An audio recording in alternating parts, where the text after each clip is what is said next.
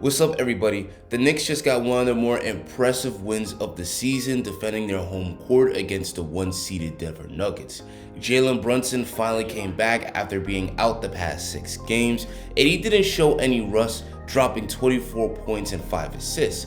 And the Knicks performed admirably in his absence, going 3-3 in the games that he missed. Really, there is only one bad loss against a really bad Charlotte Hornets team, but besides for that, they had themselves a really impressive double overtime victory over the Celtics on the road, and they managed to go 2-2 without him on their West Coast trip. The Knicks are really starting to peak at the perfect time with the playoffs right around the corner, and they showed this season that they can beat anybody. So now let's break down this game. One of the main reasons the Knicks got the victory was their impressive defense on Nikola Jokic. Jokic is one of the superstars in this league. He may end up with his 3rd straight MVP this year, and he's going to get his. He put up 24 points, 10 rebounds, and 8 assists, which is a very nice stat line, but that's slightly below his season averages. For a superstar like Nikola Jokic, there's no locking him down. You can only hope to contain him, and the Knicks contained him pretty well in this game. It was clear that the Knicks' defensive strategy on Jokic was to send double teams on his post-ups and make him give the ball up. Jokic is one of the best passers out of double teams, but the Knicks' rotations are on point, so they were able to close out hard to the shooters. This allowed the Knicks to get the ball out of Jokic's hands while only giving up a contested shot. And the Knicks guards did a great job of getting steals out of these double teams, which is why Jokic had 6 turnovers. Jokic had a good game, but he didn't really dominate like he has this entire season. So the Knicks did a really good job of slowing Jokic down. Jalen Brunson easily had the best performance for the Knicks. He started off the game super hot, dropping 16 points in the first quarter, and he was getting it done from all over the court, whether it was draining the 3-ball, getting to the paint, or creating in the mid-range. He was just unstoppable, and he didn't stay hot the entire game, but he helped the Knicks to close out this one. He hit 2 very clutch free throws with about 43 seconds left to give the Knicks a 4-point lead, and he had an alley-oop to Mitchell Robinson right at the end of the game, which pretty much to help seal it. And Jalen Brunson has done this for the Knicks all year. We know Julius Randle, even though he's the leading scorer of this team, isn't the best when it comes to crunch time. But Jalen Brunson has been one of the best closers in the entire NBA, and this has allowed the Knicks to finish games that they easily would have lost last year. RJ Barrett had an excellent game in this one, dropping 21 points on 8 of 13 shooting.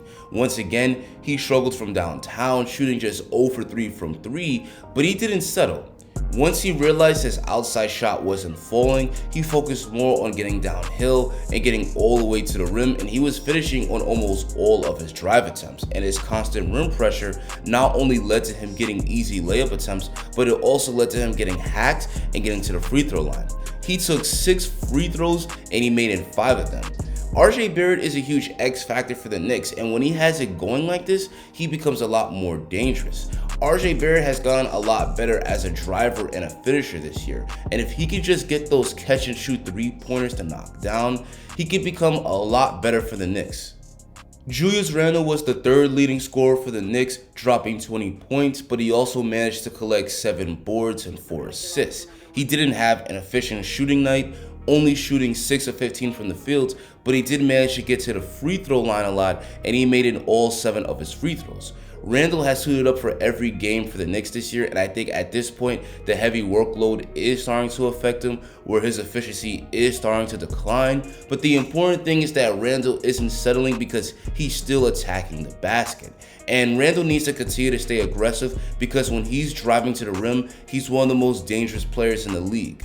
Mitchell Robinson played really well. He had some nice all-around stats with 8 points, 9 boards, 3 assists, a steal, and a block. And I thought his defense on Nikola Jokic was crucial for this win.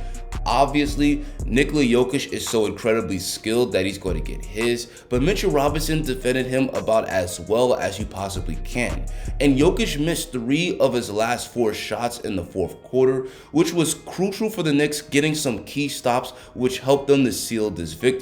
Recently, Mitchell Robinson has drawn some buzz because he complained about being underutilized on offense. Now, I don't think he should should be putting that on social media, but I also think he's 100% right. Now, I already know some Knicks fans are going to be in the comments like, Mitchell Robinson ain't no post-up center. What's he complaining for? Guys, Mitchell Robinson is one of the most athletic centers in the NBA. He definitely could score more points, and he definitely should be averaging more than 7 points per game, but his teammates simply don't look to pass him the ball. Hell, Mitchell Robinson broke the league record in field goal percentage by Wilt Chamberlain just a couple of years ago. The problem is that he doesn't play with a point guard that looks to feed him the ball on those lob attempts and out of pick and rolls. And yes, it sounds like I'm calling out Jalen Brunson, and that's because I am. Now, Jalen Brunson is a score-first point guard that's mainly looking for his own basket out of pick and rolls. And this is something that I've noticed even before Mitchell Robinson complained about this. And this is also backed up by the stats where the Knicks rank dead last in the NBA in hitting the roll man out of pick and rolls. If Mitchell Robinson played with a very unselfish point guard like Trae Young or Chris Paul, he would easily average over 12 points per game. So from Mitchell Robinson's perspective, he's like, I'm working my ass off here on defense and on the boards, and I'm not getting rewarded on the other end. So shout out to Mitchell Robinson for continuing to play extremely hard on defense and on the boards, and hopefully the Knicks will look to find him more on offense. Back on a positive note, Isaiah Hartenstein played really well. His rim protection in this game was awesome. He had a nasty rejection on a Jeff Green dunk attempt in the game. He also finished strong at the basket. He had one play where he took Nikola Jokic off the dribble and finished at the rim. And we also had a heart-to-heart connection where I Hart fouled J Hart on a cut to the basket. Isaiah Hartenstein has turned out to be an excellent pickup for the Knicks because he's really thrived as a backup center this year. And lastly, Josh Hart had a great all-around game, 13 points, 8 boards, 5 assists, and 3 steals. And Josh Hart is a Swiss Army knife for this team. His defense, rebounding, and hustle is really impressive on the less glamorous end on the court, but offensively, he's also a driver, a ball handler, and a facilitator. And what Josh Hart contributes on both ends of the court is really huge for winning basketball. Josh Hart has also been an incredible pickup for this team.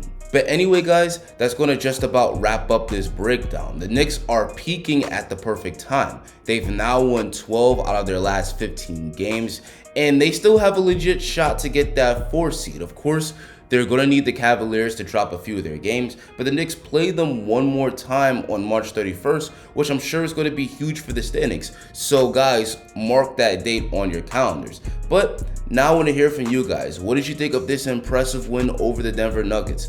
Let me know in the comments. Guys, like the Knicks, I'm also trying to achieve greatness. I'm hoping to get to 15K subs before June. I'm almost at 13K subs. So please, if you enjoyed this video and you want to see more dope content just like it, drop a like on the video and hit that subscribe button. Guys, it's also worth mentioning that the Knicks are playing really well despite being doubted by everyone over the offseason. Click this video to see how the Knicks have fooled everyone.